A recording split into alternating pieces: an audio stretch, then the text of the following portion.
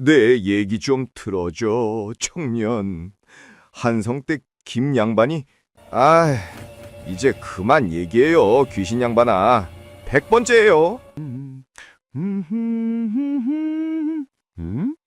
뭐야 저거? 귀신이다! 귀신이야! 귀신과 대화한다! 전기수 야담을 시청해 주셔서 감사합니다. 구독과 좋아요는 사랑입니다. 이야기 한 판 시작해 보겠습니다. 한양북촌에 자리한 큰 양반집 민참판댁에는 덕칠이라는 노비가 하나 살고 있었습니다. 25살의 건장한 사내였지만 집안 사람들은 그를 조금 이상한 놈으로 여기고 있었지요. 그 이유인즉슨 덕칠이 가끔씩 혼자 허공을 보며 중얼거리는 모습이 자주 목격되었기 때문이었습니다. 처음에는 미친놈 아니냐는 소리도 들었지만 일만큼은 누구보다 성실히 했으니 주인 댁에서는 내쫓지 않았습니다. 사실 덕칠에게는 남들이 절대 알 수 없는 비밀이 하나 있었으니 그것은 바로 태어날 때부터 귀신이 보였다는 것이었습니다. 어릴 적에는 그게 이상한 일인 줄도 몰랐지요. 다른 사람들 사이에 섞여 있는 흐릿한 모습의 사람들이 귀신인지 그저 조금 특이하게 생긴 사람들인지 구분조차 하지 못했습니다. 7살 되던 해봄날 마당에서 놀다가 창백한 얼굴의 여인을 보고 물었습니다. 아씨, 왜 그리 안색이 안 좋으세요? 덕칠이 천진하게 물었더니 그 자리에는 아무도 없었던 것입니다. 덕칠은 그날 곤장을 맞았습니다. 바로 그때 자신이 남들과는 전혀 다른 존재라는 것을 뼈저리게 깨달았지요. 그 후로는 귀신이 보여도 절대 대답하지 않았습니다. 귀신이 말을 걸어와도 모른 척했지요. 미친놈 취급을 받아 쫓겨나지 않으려면 그것밖에 방법이 없었던 것입니다. 그렇게 10년이 넘는 세월을 조용히 살아오던 어느 봄날이었습니다. 민참판댁에 큰 잔치가 벌어졌지요. 참판 어르신의 육순 잔치였습니다. 온 동네 양반들이 구름처럼 모여들었습니다. 종들은 정신없이 손님 시중을 들어야 했지요. 덕칠도 마당에서 술상을 나르느라 하루 종일 분주하게 움직여야 했습니다. 아침부터 저녁까지 끊임없이 손님들이 오고 갔습니다. 마당에는 음식 냄새가 가득했지요. 악사들이 풍류를 울려대니 집안이 온통 잔치 분위기로 들떠 있었습니다. 덕칠은 땀을 뻘뻘 흘리며 이 집 저 집을 오가며 술상을 나르고 빈 그릇을 치우느라 정신이 없었습니다. 그런데 잔치가 한창 무르익어갈 무렵 별채 쪽에서 갑자기 비명소리가 들려왔습니다. 사람 살려, 도둑이야. 그 소리에 마당에 있던 사람들이 모두 깜짝 놀라 별채 쪽으로 우르르 몰려갔지요. 별채는 참판 어르신이 집안의 귀한 물건들을 보관하는 곳이었습니다. 평소에는 굳게 잠겨 있어야 할 문이 활짝 열려 있었지요. 안은 온통 어질러져 있었습니다. 그리고 바닥에는 박첨지라는 늙은 종이 머리에서 피를 흘리며 쓰러져 있었습니다. 사람들이 허겁지겁 달려들어 흔들어 깨웠습니다. 박첨지는 가까스로 눈을 뜨더니 떨리는 목소리로 말했지요. 도둑이. 검은 옷 입은 놈이 옥패를 훔쳐갔습니다. 박첨지가 간신히 말을 이었습니다. 옥패는 참판 어르신이 선조 임금께 하사받았다는 집안의 가보였지요. 이게 없어졌다니 집안이 발칵 뒤집히는 것은 당연한 일이었습니다. 참판 어르신은 당장 안색이 창백해졌습니다. 즉시 대문을 닫으라 명했지요. 아무도 나가지 못하게 했습니다. 한양포도청에 급히 알리도록 했습니다. 문제는 육순 잔치에 온 손님들이 100명도 넘었다는 것이었습니다. 종들까지 합치면 200명이 훨씬 넘었지요. 이 많은 사람들 중에서 누가 범인인지 알아낼 방법이 전혀 없었습니다.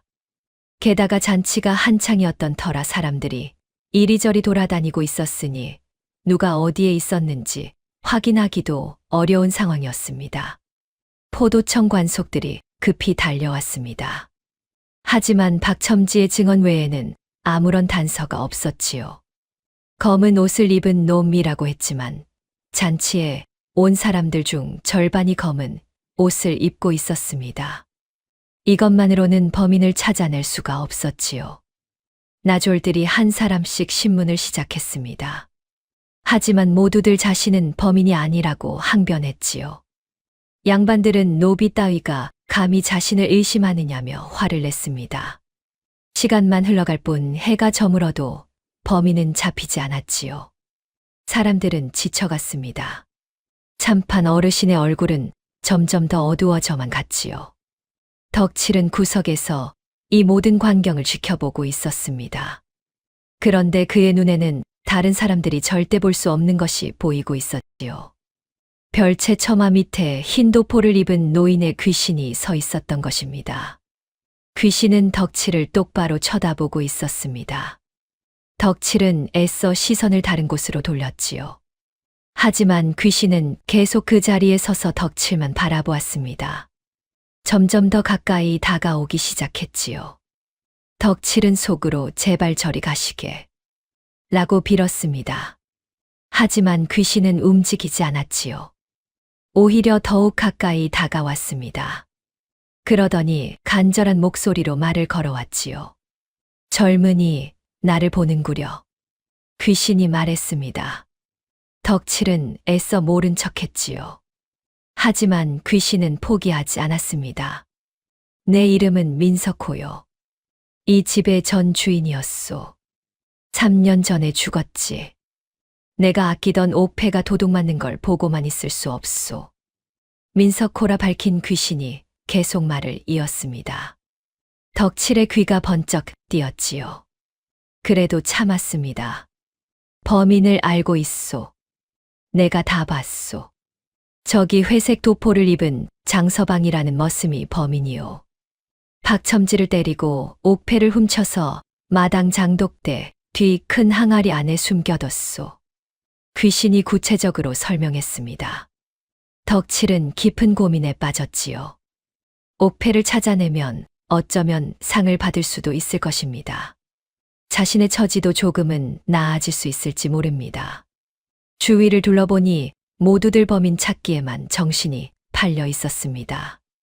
아무도 덕칠을 보지 않았지요. 덕칠은 마침내 결심했습니다. 아주 작게 입술만 움직여 물었지요. 정말입니까? 덕칠이 조심스럽게 물었습니다. 민석호의 얼굴이 환해졌지요. 그렇소. 부디 집안의 가보를 지켜주시오. 귀신이 간청했습니다. 덕칠은 포도청 관속들에게 장독대를 수색하라고 여러 번 말했습니다. 하지만 한낱 노비의 말 따위는 아무도 귀담아 듣지 않았지요. 어떤 관속은 호통까지 쳤습니다. 하지만 해가 완전히 지고 어둠이 내렸을 때 민참판이 직접 나섰습니다. 여러 사람들로부터 한 노비가 계속 장독대를 수색하라고 했다는 이야기를 전해 들었던 것이지요. 참판은 포도청 관속들에게 한번 가보는 것이 어떻겠냐고 제안했습니다. 관속들은 귀찮다는 표정이었지만 참판의 부탁이니 어쩔 수 없이 장독대로 향했지요. 덕칠도 따라갔습니다. 민석호가 가리킨 큰 항아리 앞에 섰지요. 관속이 뚜껑을 열었습니다. 안에는 헝겊으로 싼 무언가가 들어 있었지요. 그것을 꺼내 펼치자 바로 옥패였습니다. 그 순간 난리가 났습니다. 사람들이 우르르 몰려왔지요. 참판 어르신은 크게 기뻐하며 소리쳤습니다. 범인을 잡으라고 명했습니다. 하지만 장서방은 이미 도망친 뒤였지요. 옥패가 발견되는 순간을 보고는 슬쩍 빠져나갔던 것입니다. 나졸들이 사방으로 흩어져 뛰어나갔습니다. 덕칠은 다시 민석호를 보았지요. 귀신은 북쪽을 가리키고 있었습니다. 북쪽입니다. 북쪽 골목으로 갔습니다.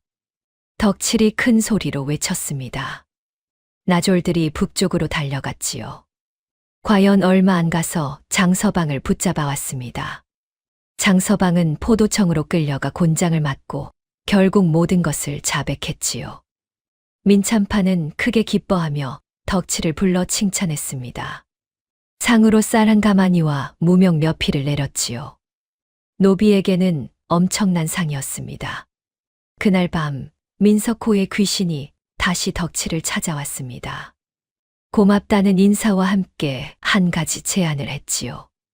그대에게는 특별한 재주가 있다는 것이었습니다. 귀신을 보는 능력 말입니다. 그걸 숨기고만 살 게 아니라 활용하면 어떻겠느냐고 했지요. 덕칠은 며칠 동안 깊은 고민 끝에 마침내 결심했습니다.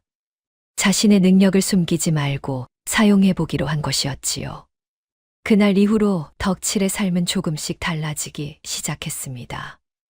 민참판댁 사람들은 덕칠을 보는 눈이 예전과는 사뭇 달라졌지요. 옥패 도난 사건을 해결한 그를 단순한 노비가 아니라 뭔가 특별한 재주를 가진 자로 여기게 되었던 것입니다. 사람들의 수군거림이 들려왔지요. 저놈이 어찌 장독대를 알아냈을까? 그냥 눈치가 빠른 게 아니라 뭔가 신통력 같은 게 있는 것 같다는 소리였습니다. 덕칠은 애써 신경 쓰지 않으려 했지요. 그저 평소처럼 묵묵히 자신의 일을 해나갔습니다. 귀신들이 다가와 말을 걸어와도 사람들이 보지 않을 때만 조심스럽게 대답했지요. 며칠 후 민참판댁의 규수가 밤마다 악몽을 꾼다는 소문이 돌기 시작했습니다. 15살 된 참판댁 외동딸이었지요. 매일 밤 비명을 지르며 깨어났습니다. 낮에도 안색이 창백했지요. 밥도 제대로 먹지 못할 정도로 쇠약해져 갔습니다. 참판 어르신은 온갖 의원들을 불러 진맥을 하게 했습니다. 하지만 별다른 이상이 없다고 했지요. 무당을 불러 굿을 하게 했습니다. 효과가 없었습니다. 심지어 스님을 불러 경을 읽게 했지만 규수의 증세는 나아지지 않았지요. 덕칠은 이 소식을 들으면서 혹시 귀신의 장난이 아닐까 생각했습니다. 어느 날 밤 규수의 방 근처를 지나가다가 슬쩍 주위를 살폈지요. 과연 방 처마 밑에 작은 귀신 하나가 웅크리고 앉아 있는 것이 보였습니다. 새끼 고양이 귀신이었습니다. 눈에는 원한이 가득 차 있었지요. 규수의 방을 노려보며 으르렁거리고 있었습니다.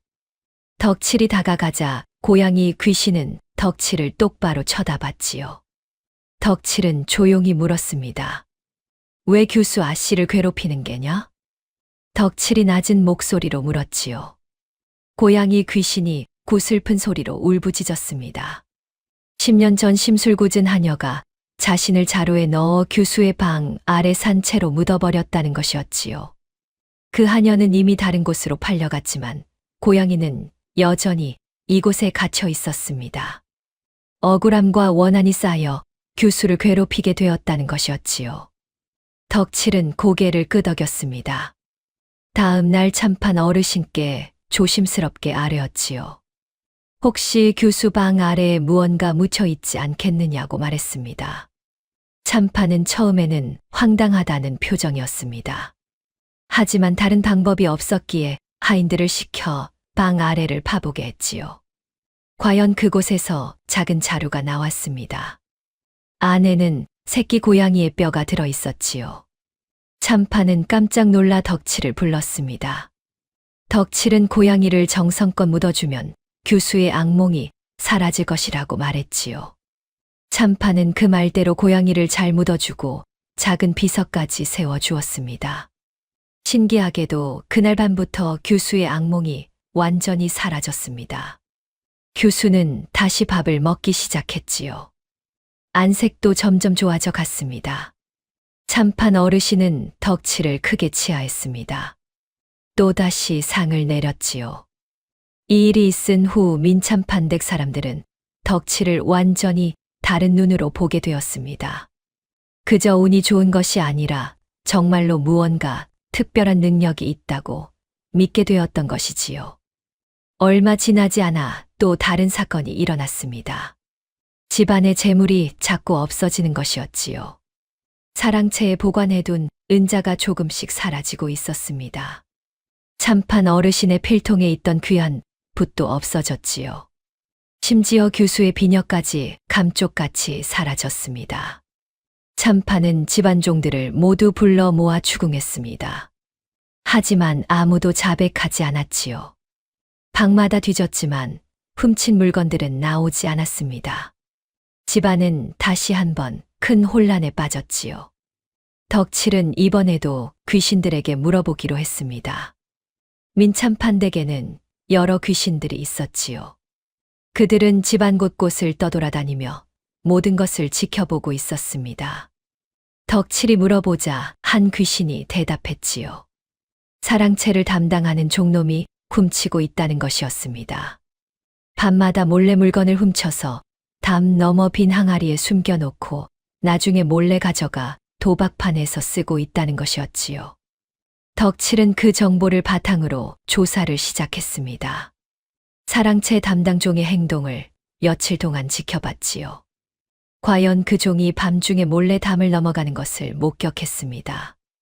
덕칠은 참판 어르신께 아뢰었습니다. 그날 밤 함께 숨어서 지켜보니 과연 그 종이 물건을 들고 담을 넘어 빈 항아리에 숨기는 장면이 포착되었지요. 항아리를 뒤져보니 그동안 없어졌던 물건들이 모두 나왔습니다.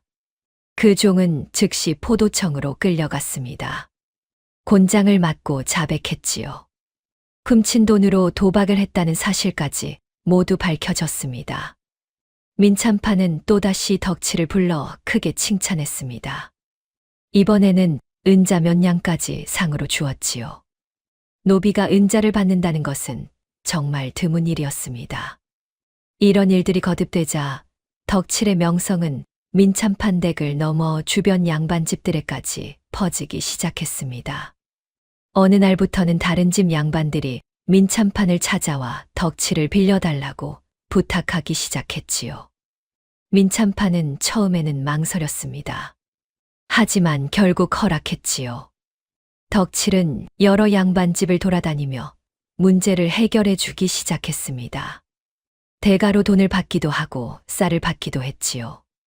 어느 양반집에서는 잃어버린 갑오를 찾아달라고 했습니다.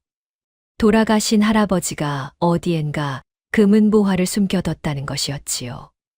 덕칠이 할아버지 귀신에게 물어보니 뒷마당 큰 나무 아래 삼척 깊이에 묻어뒀다고 했습니다. 그곳을 파보니 과연 항아리 가득 금은이 나왔지요. 또 어느 집에서는 밤마다 이상한 소리가 들린다며 덕칠을 불렀습니다. 덕칠이 가서 보니 억울하게 죽은 하녀의 귀신이 주인집 양반의 비리를 폭로하고 싶어 했지요. 덕칠이 그 이야기를 전하자 결국 그 양반은 과거의 잘못을 뉘우치고 하녀의 가족들에게 보상을 해주었습니다. 그제야 귀신이 사라졌지요. 이렇게 한 달, 두 달이 지나면서 덕칠은 제법 돈을 모으게 되었습니다. 노비 주제의 은자를 여러 냥 가지게 되었지요. 민참판 댁 종들 사이에서도 덕칠을 함부로 대하는 사람이 없어졌습니다. 하지만 덕칠은 교만하지 않았습니다. 여전히 묵묵히 자신의 일을 했지요. 귀신들을 도와주는 것도 계속 이어갔습니다. 귀신들도 덕칠을 고마워했지요. 덕칠이 필요할 때마다 기꺼이 도움을 주었습니다. 그렇게 덕칠의 이름은 점점 더 널리 알려지기 시작했습니다. 귀신을 보는 덕칠이라는 별명이 붙었지요. 사람들은 그를 신기하게 여기면서도 두려워하기도 했습니다. 어느 날 저녁 덕칠은 민석호 귀신을 다시 만났습니다. 민석호는 흐뭇한 표정으로 덕칠에게 말을 건넸지요. 잘하고 있소, 젊은이. 이대로만 하면 그대는 분명 출세할 수 있을 것이요. 민석호가 격려하는 목소리로 말했습니다. 덕칠은 고개를 저으며 대답했지요. 출세라뇨. 저는 노비입니다. 아무리 능력이 있어도 신분은 바뀌지 않습니다. 덕칠이 쓸쓸하게 대답했습니다. 민석호가 웃으며 말했지요. 세상 일은 아무도 모르는 법이요. 기회는 언젠가 반드시 오는 법이지. 민석호가 의미심장하게 말했습니다. 그 말을 남기고 민석호는 사라졌지요. 덕칠은 밤하늘의 별을 올려다보며 깊은 생각에 잠겼습니다. 정말로 자신에게도 신분을 벗어날 기회가 올까 하는 의문이 들었지요. 하지만 한편으로는 희망도 품게 되었습니다. 덕칠의 명성이 한양 전체로 퍼져나가던 어느 날, 한양에서 손꼽히는 큰 부자인 김만석의 저택에서 비극적인 사건이 일어났습니다.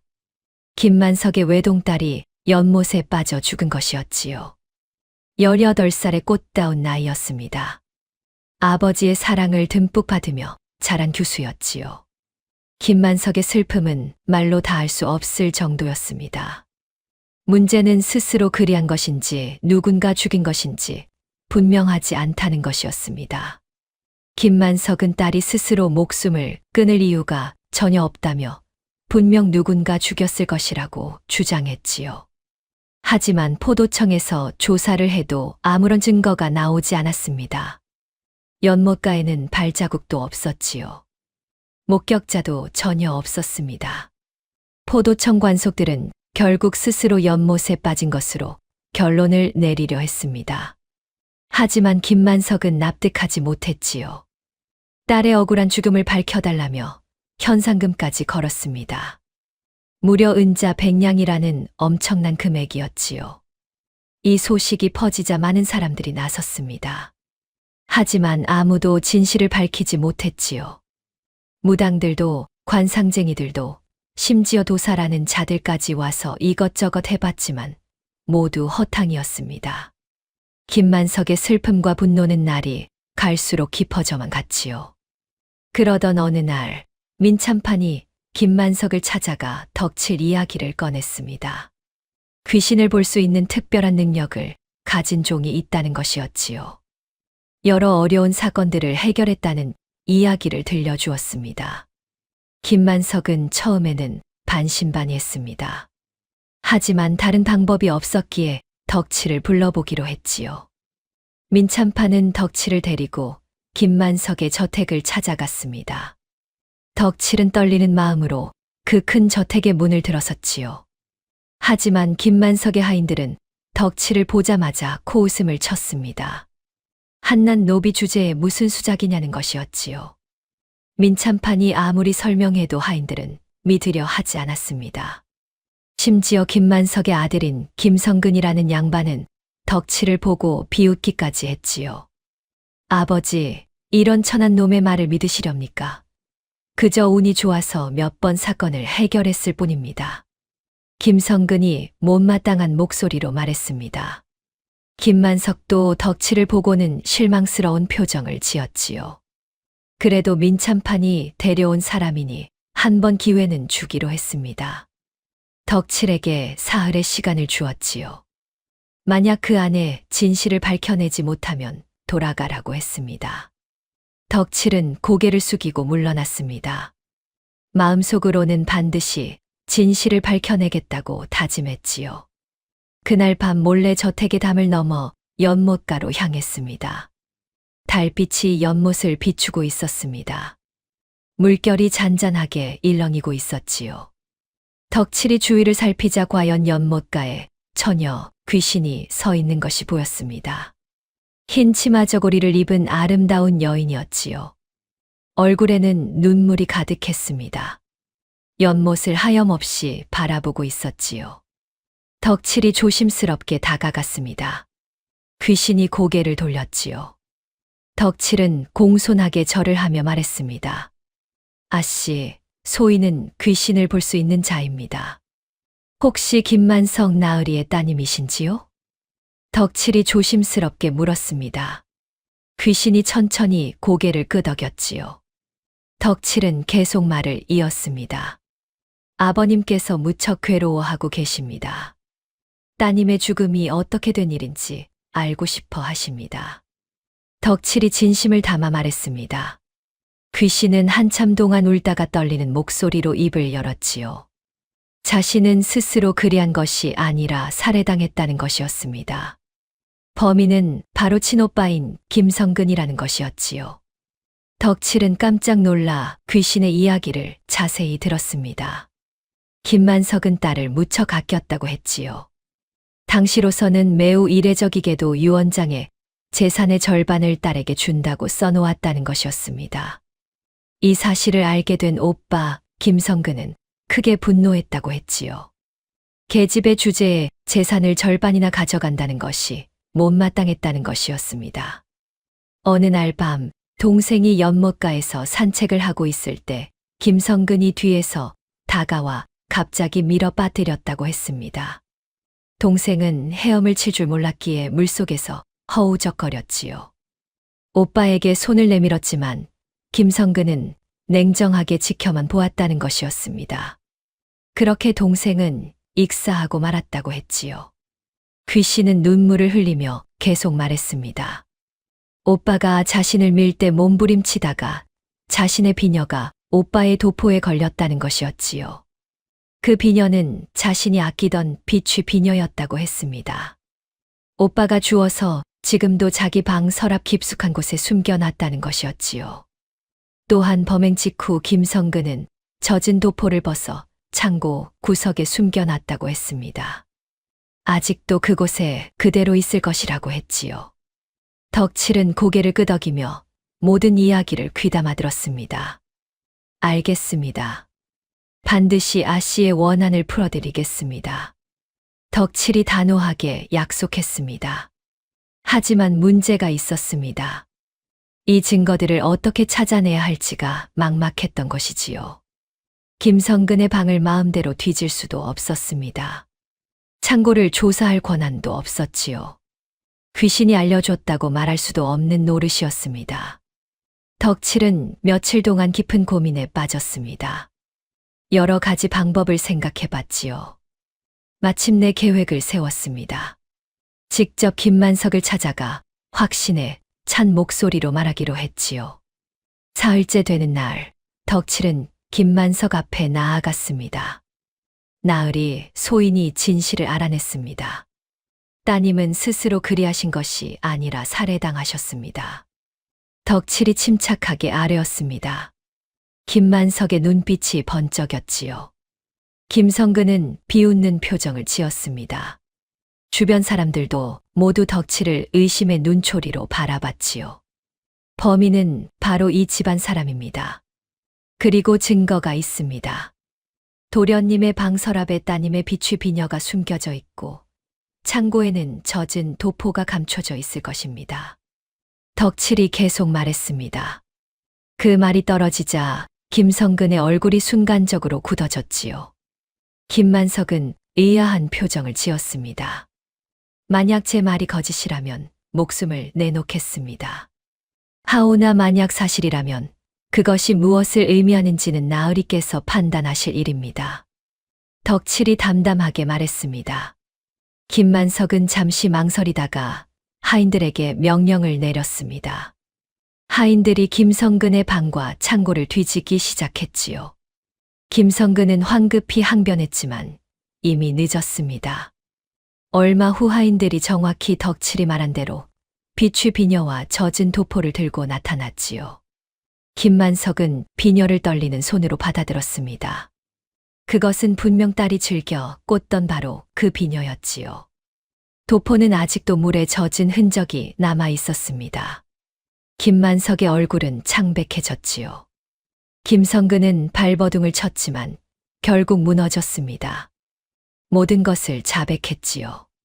재산 때문에 동생을 죽였다는 끔찍한 진실이 드러났습니다. 김만석은 울부짖었지요. 김성근은 즉시 포도청으로 끌려가 사형을 선고받았습니다. 김성근이 포도청으로 끌려간 후 김만석은 덕칠을 다시 불러들였습니다. 큰 사랑방에는 김만석 혼자 앉아 있었지요. 얼굴에는 깊은 슬픔과 함께 감사의 빛이 어려 있었습니다. 덕칠이 들어서자 김만석은 자리에서 일어나 덕칠을 맞이했지요. 노비에게는 있을 수 없는 일이었습니다. 덕칠, 고맙소. 정말 고맙소. 김만석이 떨리는 목소리로 말했습니다. 그는 눈물을 훔치며 계속 말을 이었지요. 딸의 억울한 죽음을 밝혀준 것도 고마웠지만 무엇보다 딸이 스스로 세상을 등진 것이 아니라는 사실을 알게 되어 다행이라는 것이었습니다. 물론 아들이 딸을 죽였다는 진실은 끔찍했지요. 하지만 그래도 딸이 행복하지 않아서 스스로 목숨을 버린 것이 아니라는 사실에 김만석은 조금이나마 위안을 받았습니다.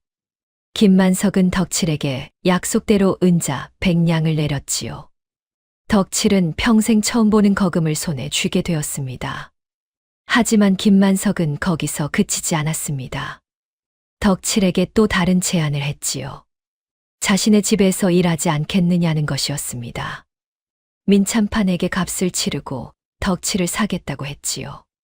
덕칠은 당황했지만 김만석의 진심을 느낄 수 있었습니다. 그러나 민참판 댁을 떠나고 싶지 않았기에 공손하게 거절했지요.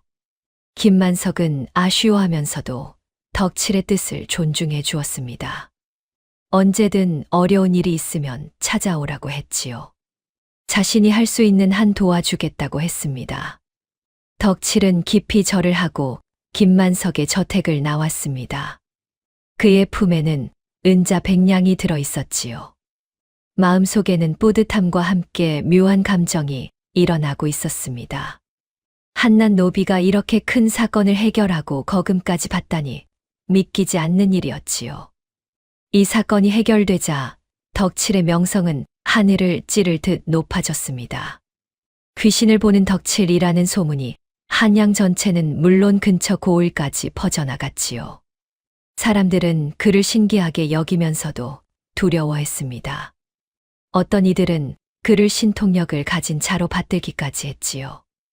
민참판 댁으로 돌아온 덕칠은 참판 어르신께 모든 경과를 보고했습니다. 민참판은 크게 기뻐하며 덕칠을 칭찬했지요. 집안 종들도 이제는 덕칠을 함부로 대하지 못했습니다.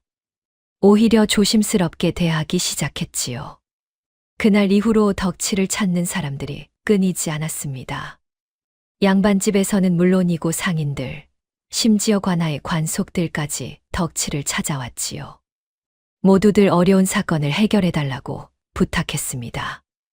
어느 날은 큰 상단의 주인이 찾아왔습니다. 거래처에서 거액의 은자를 받았다가 도중에 사라졌다는 것이었지요. 덕칠이 조사해보니 신뢰하던 하인이 은자를 훔쳐 달아났다는 것을 알아냈습니다. 귀신들의 도움으로 그 하인이 숨어 있는 곳을 찾아내어 은자를 되찾아 주었지요. 또 어느 날은 한 과부가 찾아왔습니다. 남편이 정말 병으로 죽은 것인지 의심스럽다는 것이었지요. 덕칠이 남편의 귀신을 만나 물어보니 사실은 동업자가 사업 실패의 책임을 떠넘기려고 술에 독을 탔다는 것이었습니다. 그 동업자는 결국 잡혀가 처벌을 받았지요. 이렇게 한 달, 두 달이 지나면서 덕칠이 해결한 사건들은 수십 건에 이르렀습니다. 그가 모은 돈도 상당한 액수가 되었지요. 노비 주제의 부자가 된 것이니 이는 전례 없는 일이었습니다. 하지만 덕칠은 돈에 욕심을 부리지 않았습니다. 번 돈의 상당 부분을 어려운 사람들을 돕는 데 썼지요. 굶주린 노비들에게 쌀을 나눠주기도 하고 병든 이들의 약값을 대주기도 했습니다. 사람들은 덕칠을 더욱 존경하게 되었지요. 어느 날 저녁 덕칠은 혼자 민참판 댁 뒷마당에 앉아 있었습니다. 하늘의 별을 올려다보며 지난 시간들을 되돌아보고 있었지요. 불과 몇 달 전만 해도 자신은 그저 평범한 노비였습니다. 이제는 한양에서 가장 유명한 사람 중 하나가 되었지요. 꿈만 같았습니다. 그때 민석호의 귀신이 나타났습니다. 그는 흐뭇한 표정으로 덕칠을 바라보며 말을 건넸지요. 잘하고 있소, 젊은이. 그대는 이제 한양에서 가장 유명한 사람이 되었소. 민석호가 만족스러운 목소리로 말했습니다. 덕칠은 쓸쓸하게 웃으며 대답했지요. 유명하기는 하지만 여전히 노비입니다. 아무리 능력이 있어도 신분은 바뀌지 않습니다. 덕칠이 담담하게 말했습니다. 민석호가 고개를 저었지요. 아직 조급해하지 마시오. 세상 일은 한순간에 바뀔 수도 있는 법이요. 그대의 진정한 기회는 아직 오지 않았을 뿐이요. 민석호가 의미심장하게 말했습니다. 그 말을 남기고 민석호는 사라졌지요. 덕칠은 그 말의 의미를 곰곰이 생각해 봤지만 무슨 뜻인지 알 수 없었습니다. 그저 별을 바라보며 깊은 생각에 잠겼지요. 한편 덕칠의 명성이 높아지면서 그를 시기하는 사람들도 생겨나기 시작했습니다. 특히 몇몇 양반들은 한낱 노비가 자신들보다 더 유명해지고 영향력을 갖게 된 것을 못마땅하게 여겼지요. 심지어 어떤 관리들은 덕칠이 사수를 부려 백성들을 현혹한다며 문제를 삼으려 했습니다. 하지만 민참판과 김만석 같은 유력한 인사들이 덕칠을 보호했습니다. 덕칠이 해결한 수많은 사건들의 증거가 명백했기에 그런 음해는 힘을 얻지 못했지요. 오히려 덕칠을 비난하던 자들이 백성들의 원성을 사게 되었습니다. 그러던 어느 날 덕칠에게 전에 없던 큰 기회가 찾아오게 되었습니다. 바로 궁궐에서 사람을 보낸 것이었지요. 내관 하나가 민참판 댁을 찾아왔습니다. 덕칠을 궁궐로 데려가라는 명을 전했지요. 중전마마께서 원인 모를 병으로 쓰러지셨는데 어떤 의원도 고치지 못하고 있으니 귀신을 볼 수 있다는 덕칠을 불러보자는 것이었습니다. 민참판은 크게 놀랐습니다. 덕칠도 당황했지요. 궁궐에 들어간다는 것은 노비로서는 상상도 할 수 없는 일이었습니다. 하지만 임금의 명을 거역할 수는 없었지요. 덕칠은 떨리는 마음으로 준비를 시작했습니다. 민참판이 덕칠을 불러 말했지요. 덕칠아, 이번 일은 내 평생의 기회가 될 수도 있고 아니면 큰 화가 될 수도 있다. 조심하고 또 조심해라. 민참판이 걱정스러운 목소리로 당부했습니다. 덕칠은 깊이 절을 하며 대답했지요. 명심하겠습니다. 나으리. 덕칠이 공손하게 대답했습니다. 그렇게 덕칠은 생애 처음으로 궁궐로 향하게 되었지요. 그의 운명이 크게 바뀌는 순간이 다가오고 있었습니다. 그는 그 사실을 아직 알지 못했지만 곧 알게 될 것이었지요. 이튿날 아침 일찍 덕칠은 깨끗한 옷으로 갈아입고 궁궐로 향했습니다. 내관의 안내를 받아 궁궐문을 들어서는 순간 덕칠은 자신이 꿈을 꾸는 것이 아닌가 싶었지요. 한낱 노비가 어찌 이런 곳에 발을 들여놓을 수 있단 말입니까? 사방을 둘러봐도 웅장한 전각들과 넓은 마당만 보일 뿐이었습니다. 자신이 얼마나 작은 존재인지 새삼 깨닫게 되었지요. 내관은 덕칠을 이끌고 한참을 걸어갔습니다. 여러 전각을 지나 마침내 어느 처소 앞에 도착했지요. 그곳은 중전마마께서 계시는 곳이었습니다. 문 앞에는 내관들과 상공들이 근심 어린 얼굴로 서성이고 있었지요. 잠시 후 덕칠은 임금 앞으로 불려갔습니다. 임금은 용상에 앉아 덕칠을 내려다보고 있었지요. 그 위엄에 덕칠은 숨이 막힐 것 같았습니다. 바닥에 엎드려 절을 올렸지요. 내가 귀신을 볼 수 있다는 덕칠이냐? 임금이 위엄 있는 목소리로 물었습니다. 덕칠은 떨리는 목소리로 대답했지요. 예, 전하, 소인이 덕칠이옵니다. 덕칠이 황공하여 대답했습니다. 임금은 잠시 덕칠을 살피더니 말을 이었지요. 중전이 원인 모를 병으로 쓰러졌다는 것이었습니다. 어이들이 온갖 약을 써봤으나 차도가 없었다고 했지요. 무당을 불러도 소용이 없었다는 것이었습니다. 만약 덕칠이 중전을 살릴 수 있다면 큰 상을 내리겠지만 거짓으로 백성을 속였다면 그 죄를 물을 것이라고 했지요. 덕칠은 온몸이 얼어붙는 것 같았지만 정신을 가다듬었습니다. 자신은 의원이 아니지만 귀신의 저주나 원한 때문이라면 도움을 드릴 수 있을지 모른다고 조심스럽게 아뢰었지요. 임금은 고개를 끄덕이며 내관에게 명하여 덕칠을 중전마마의 처소로 안내하게 했습니다. 중전마마는 침상에 누워 계셨습니다. 얼굴은 창백했지요. 숨소리는 가늘었습니다. 곁에는 상궁들이 시중을 들고 있었지만 안타까운 표정뿐이었지요. 덕칠이 들어서자 상궁들은 이해한 눈빛으로 그를 바라봤습니다. 덕칠은 조심스럽게 주위를 살폈습니다. 처음에는 아무것도 보이지 않았지요. 하지만 침상 근처를 자세히 들여다보니 희미한 기운이 느껴졌습니다. 그쪽으로 시선을 집중하자 서서히 한 여인의 모습이 드러나기 시작했지요. 궁녀 복장을 한 젊은 여인의 귀신이었습니다. 얼굴에는 깊은 원한이 서려 있었지요. 중전마마를 노려보고 있었습니다. 덕칠이 자신을 본다는 것을 알아차리자 귀신은 덕칠 쪽으로 고개를 돌렸지요. 덕칠은 상궁들에게 잠시 자리를 비켜달라고 부탁했습니다. 상궁들은 못마땅해 했지만 임금의 명이었기에 어쩔 수 없이 물러났지요. 덕칠은 귀신에게 조용히 다가갔습니다. 누구시오? 덕칠이 낮은 목소리로 물었습니다. 귀신이 차갑게 대답했지요. 자신의 이름은 옥년이라고 했습니다. 10년 전에 이 궁에서 일하던 궁녀였다는 것이었지요. 옥년의 이야기는 비극적이었습니다. 당시 세자였던 지금의 임금이 자신을 눈여겨봤다는 것이었지요. 하지만 세자빈이었던 지금의 중전마마가 질투하여 모함을 꾸며 자신을 사약을 받게 했다는 것이었습니다. 억울하게 죽은 후 원한을 품고 이곳을 떠나지 못했다고 했지요. 마침내 중전에게 병을 내렸다는 것이었습니다.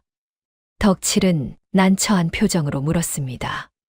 원한을 어떻게 풀어드리면 되겠느냐고 했지요. 옥년은 자신의 억울함을 세상에 알리고 무덤에 비석을 세워달라고 했습니다. 그러면 원한을 거두겠다고 했지요. 덕칠은 고개를 끄덕였지만 속으로는 깊은 고민에 빠졌습니다. 중전마마의 잘못을 임금께 아랜다는 것이 쉬운 일이 아니었지요. 자칫 잘못하면 자신이 목숨을 잃을 수도 있는 일이었습니다. 하지만 옥년의 원한을 풀지 않으면 중전마마는 살 수 없을 것이었지요. 한참을 고민하던 덕칠은 마침내 결심했습니다. 임금 앞으로 돌아가 모든 것을 사실대로 아뢰기로 했지요.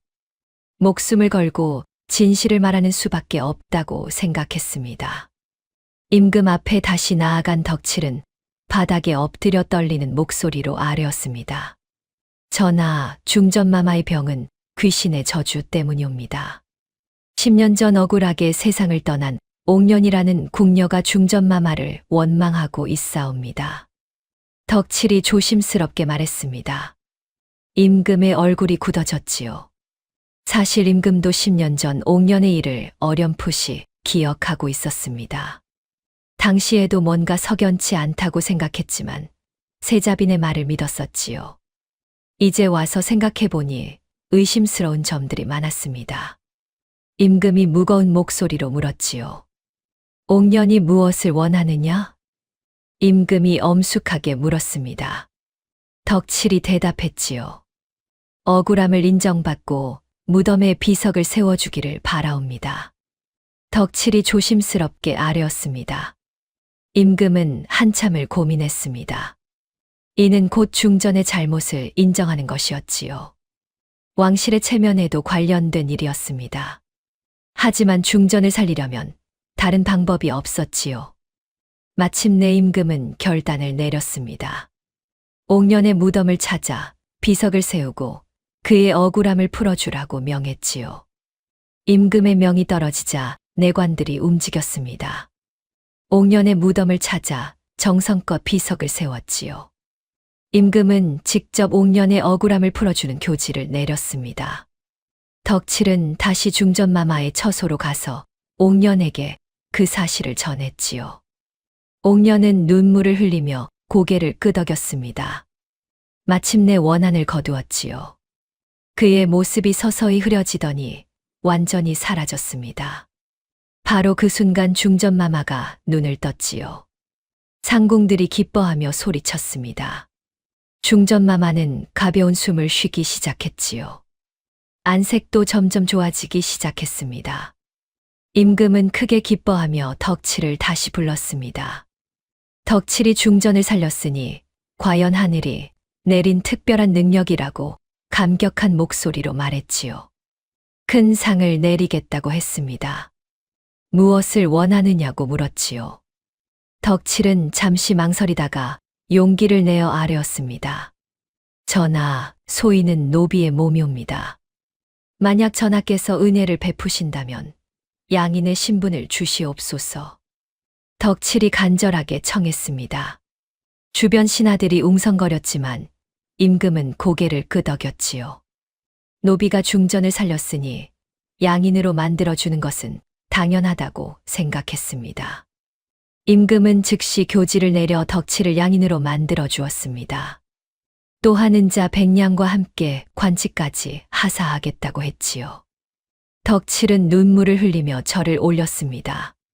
평생 노비로 살 줄 알았던 자신이 이제 양인이 되었습니다. 심지어 관직까지 받게 되었지요. 이는 꿈에서도 상상하지 못했던 일이었습니다. 그의 인생이 완전히 바뀌는 순간이었지요. 덕칠은 떨리는 마음으로 궁궐을 나섰습니다.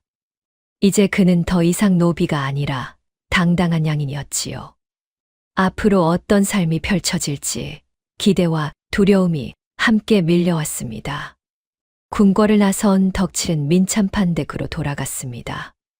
그의 손에는 임금께서 하사한 교지가 들려 있었지요. 그것은 자신이 더 이상 노비가 아니라 양인이라는 증표였습니다. 가슴 속에서는 형언할 수 없는 감격이 솟구쳐 올랐지요. 민참판은 덕칠을 보자마자 반갑게 맞이했습니다. 중전마마를 살렸다는 소문을 이미 들었기에 크게 기뻐했지요. 덕칠이 양인이 되었다는 말을 듣자 더욱 놀라워했습니다. 덕칠아, 아니 이제는 덕칠 나으리라고 불러야겠구나. 정말 대단한 일을 해냈다. 민참판이 감격한 목소리로 말했습니다. 덕칠은 황송하여 고개를 숙였지요. 자신을 길러준 민참판 댁에 대한 감사함이 가슴 가득 차올랐습니다. 민참판 댁의 종들도 모두 놀라워했습니다. 얼마 전까지만 해도 자신들과 같은 노비였던 덕칠이 이제는 양인이 되었지요. 심지어 관직까지 받게 되었습니다. 이는 정말 전례 없는 일이었지요. 어떤 종들은 부러워했습니다. 어떤 종들은 덕칠을 존경하는 눈빛으로 바라봤지요. 하지만 덕칠은 교만하지 않았습니다. 여전히 겸손한 태도를 유지했지요. 민참판댁 사람들에게 예전처럼 대해달라고 부탁했습니다. 하지만 사람들은 이제 그를 함부로 대할 수 없었지요. 존칭을 써서 말을 건넸습니다.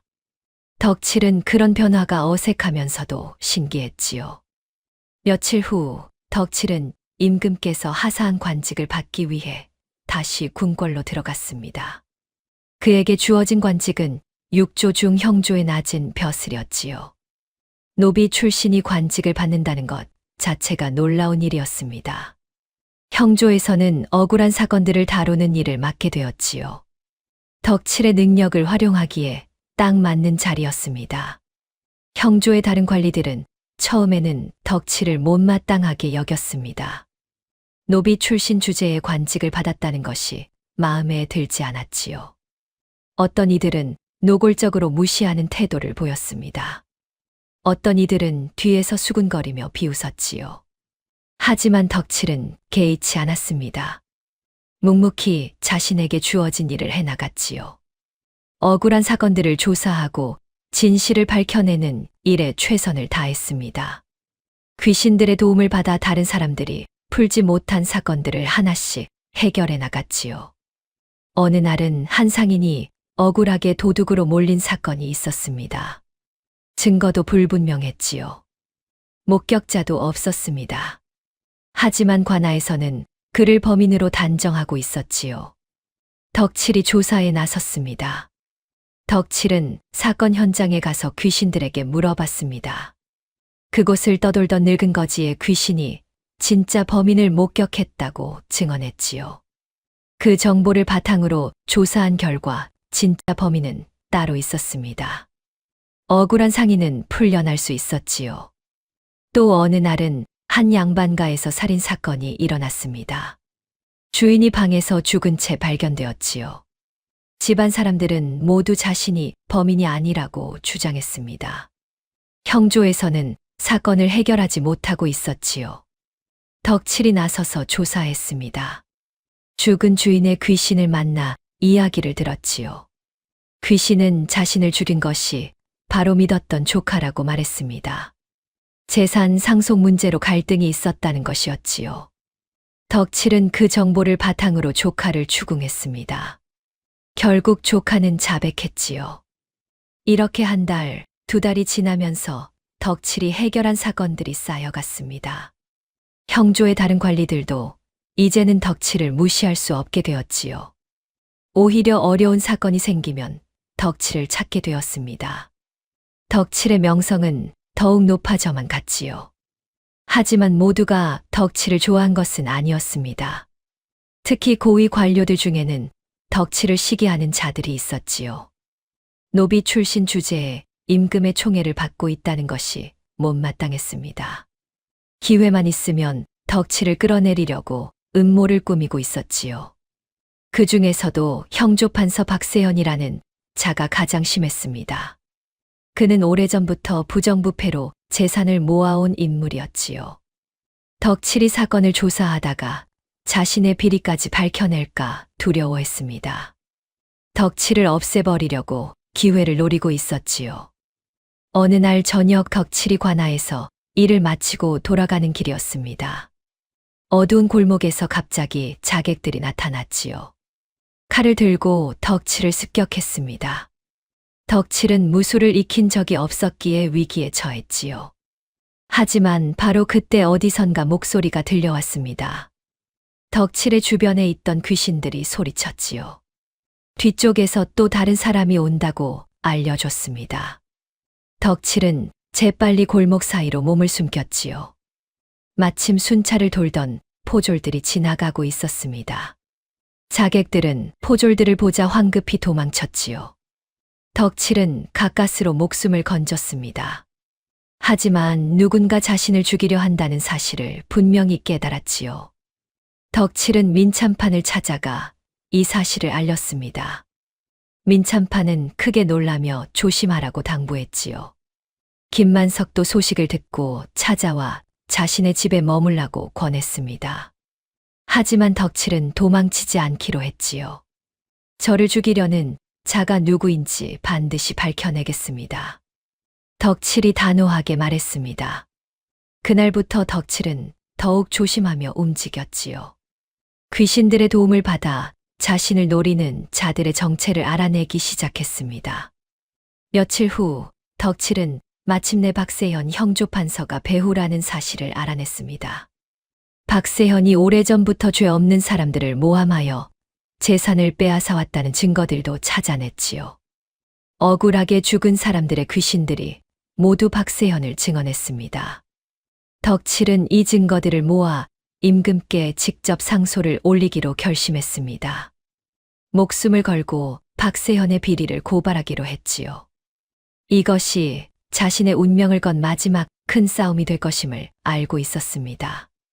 민석호의 귀신이 다시 나타나 덕칠에게 말했지요. 조심하시오, 젊은이. 이번 일은 위험할 것이오.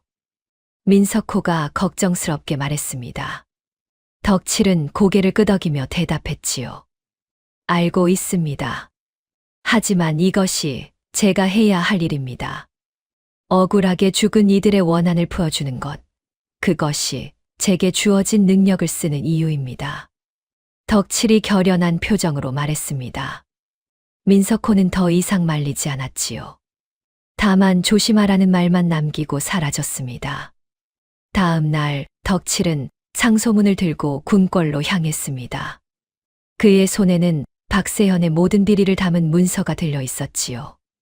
이제 마지막 싸움이 시작되는 것이었습니다.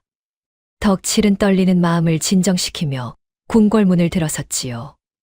덕칠이 상소문을 올리자 궁궐 안이 발칵 뒤집혔습니다. 형조판서 박세현의 비리를 고발하는 내용이었지요. 수십 명의 무고한 백성들을 모함하여 재산을 빼앗았다는 것이었습니다. 심지어 몇몇은 옥에 갇혀 죽기까지 했다는 것이었지요. 덕칠은 구체적인 증거들과 함께 억울하게 죽은 이들의 명단까지 제시했습니다. 임금은 상소문을 읽고 크게 노했습니다. 만약 이것이 사실이라면 형조판서라는 자가 백성들을 괴롭힌 것이니 용서할 수 없는 일이었지요. 즉시 박세현을 불러들이라 명했습니다. 동시에 덕칠도 함께 불러 대질하게 했지요. 박세현은 덕칠을 보자마자 얼굴이 일그러졌습니다. 노비 출신 주제에 감히 자신을 고발했다는 사실에 분노했지요. 임금 앞에서 당당하게 부인했습니다. 전하, 이는 모두 거짓이옵니다. 저 자가 저를 모함하고 있사옵니다. 박세현이 목소리를 높여 항변했습니다. 덕칠을 손가락으로 가리키며 계속 말을 이었지요. 노비 출신인 덕칠이 자신의 자리를 탐내어 거짓 고발을 한 것이라고 주장했습니다. 임금도 어느 쪽 말을 믿어야 할지 난처한 표정을 지었지요. 덕칠은 침착하게 대답했습니다. 전하, 소인에게는 증거가 있사옵니다. 박세현이 모함한 사람들의 명단과 그들이 빼앗긴 재산 목록, 그리고 억울하게 죽은 이들의 증언이 있사옵니다. 덕칠이 차분하게 아뢰었습니다. 박세현이 비웃으며 말했지요. 죽은 자의 증언이라니 그게 무슨 말도 안 되는 소리냐는 것이었습니다. 귀신을 본다는 핑계로 사람들을 속이고 있다고 했지요. 임금이 덕칠을 향해 물었습니다. 정말 죽은 자들의 증언이 있느냐고 했지요. 덕칠은 고개를 끄덕이며 그렇다고 대답했습니다. 자신이 귀신들에게 직접 들은 이야기라고 했지요. 박세현은 코웃음을 쳤지만 덕칠은 동요하지 않았습니다. 오히려 차분하게 설명하기 시작했지요. 10년 전 박세현에게 모함당해 죽은 상인 이정수라는 자가 있었다는 것이었습니다. 그는 억울하게 도둑으로 몰려 곤장을 맞다가 죽었다고 했지요. 그의 재산은 모두 박세현이 차지했다는 것이었습니다. 덕칠은 이정수의 귀신이 직접 말했다고 아뢰었습니다. 박세현이 자신의 가게를 탐내어 거짓 증인들을 매수했다는 것이었지요. 덕칠은 계속해서 구체적인 내용들을 나열했습니다. 이정수의 가게 위치, 가족 관계, 죽은 날짜, 심지어 박세현이 매수한 거짓 증인들의 이름까지 정확하게 말했지요.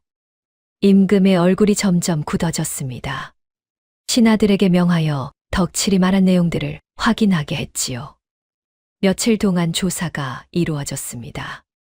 놀랍게도 덕칠이 말한 모든 것이 사실로 드러났지요. 이정수라는 상인이 실제로 존재했습니다. 10년 전 도둑으로 몰려 죽었지요. 그의 가게는 박세현의 소유가 되었습니다. 당시 증인들도 찾아내어 추궁하자 결국 돈을 받고 거짓 증언을 했다고 자백했지요. 이것은 시작에 불과했습니다. 덕칠은 계속해서 다른 사건들도 밝혀냈지요. 박세현에게 억울하게 당한 사람들이 수십 명에 달했습니다. 그들 중 몇몇은 죽었지요. 몇몇은 가산을 탕진하고 거지가 되었습니다. 모두 박세현의 탐욕 때문이었지요. 조사가 진행될수록 박세현의 죄목은 늘어났습니다. 결국 박세현은 모든 것을 부인할 수 없게 되었지요. 임금 앞에서 무릎을 꿇고 용서를 빌었습니다. 하지만 임금은 단호하게 거절했지요. 내 놈은 백성을 괴롭히고 무고한 자들을 죽음으로 몰아넣었다. 용서받을 수 없는 죄다. 임금이 엄중하게 선고했습니다. 박세현은 모든 관직을 박탈당하고 재산을 몰수당했지요. 유배형에 처해졌습니다. 억울하게 당한 사람들의 가족들에게는 보상이 이루어졌지요. 이 사건이 해결되자 덕칠의 명성은 하늘을 찌를 듯 높아졌습니다. 이제는 아무도 그를 노비 출신이라고 무시하지 못했지요. 오히려 존경과 두려움의 대상이 되었습니다. 백성들은 그를 정의의 사자라고 불렀지요. 임금도 덕칠을 크게 치하했습니다. 더 높은 관직을 주려고 했지요. 하지만 덕칠은 정중히 사양했습니다. 자신은 지금의 자리에서 억울한 사건들을 해결하는 것이 더 좋다고 말했지요. 임금은 덕칠의 뜻을 존중했습니다. 대신 특별한 권한을 주었지요. 어떤 사건이든 조사할 수 있는 권한과 함께 임금께 직접 보고할 수 있는 권한이었습니다. 이는 다른 관리들도 함부로 막을 수 없는 막강한 권한이었지요. 그날 밤 덕칠은 혼자 한강가에 나와 있었습니다. 물결이 잔잔하게 흐르고 있었지요. 달빛이 강물에 비쳐 반짝이고 있었습니다. 덕칠은 지난 시간들을 돌아보았지요. 불과 1년 전만 해도 자신은 민참판댁의 평범한 노비였습니다. 이제는 양인이 되었지요. 관직도 얻었습니다. 임금의 신임까지 받게 되었지요. 정말 꿈만 같은 일이었습니다. 민석호의 귀신이 나타났습니다. 그는 흐뭇한 표정으로 덕칠을 바라보며 말을 건넸지요. 잘 해냈소, 젊은이. 그대는 정말 대단한 일을 해냈소. 민석호가 칭찬했습니다. 덕칠은 고개를 숙이며 대답했지요. 모두 귀신들의 도움 덕분입니다. 저 혼자서는 아무것도 할 수 없었을 것입니다. 덕칠이 겸손하게 말했습니다. 민석호는 고개를 저었지요. 아니요. 능력이 있어도 그것을 올바르게 쓰지 못하는 자들이 많소. 그대는 그 능력을 정의를 위해 사용했소. 그것이 가장 중요한 것이요. 민석호가 진지하게 말했습니다. 덕칠은 그 말을 곰곰이 되새겼지요. 민석호가 의미심장하게 말했습니다. 앞으로도 계속 이 일을 하실 것이냐고 물었지요. 덕칠은 고개를 끄덕였습니다. 그렇습니다. 억울하게 죽은 이들의 원한을 풀어주고 살아있는 이들의 억울함을 밝혀주는 것, 그것이 제가 할 일입니다. 덕칠이 단호하게 대답했습니다. 민석호는 만족스러운 표정을 지었지요. 천천히 사라지기 시작했습니다. 행운을 빈다는 말을 남기며 사라졌지요. 덕칠은 혼자 남아 강물을 바라보았습니다. 세상에는 여전히 억울한 일들이 많았지요. 해결해야 할 사건들도 끝이 없었습니다. 하지만 덕칠은 두렵지 않았지요. 자신에게는 특별한 능력이 있었습니다. 그 능력을 올바르게 사용할 의지가 있었지요. 무엇보다 자신을 믿어주는 사람들이 있었습니다. 도와주는 귀신들도 있었지요. 덕칠은 앞으로도 계속 정의를 위해 싸울 것이었습니다. 억울한 이들의 목소리가 되어줄 것이었지요. 노비에서 시작한 한 사람의 삶이 이렇게 세상을 바꾸어가고 있었습니다. 신분이 아니라 능력과 의지로 자신의 길을 개척한 덕칠의 이야기는 오랫동안 사람들의 입에 오르내릴 것이었지요. 덕칠은 강가를 떠나 집으로 향했습니다. 내일도 해결해야 할 사건이 기다리고 있었지요. 그는 한 걸음 한 걸음 힘차게 걸어갔습니다. 그의 앞날에는 여전히 많은 도전이 기다리고 있었지만 덕칠은 준비가 되어 있었지요.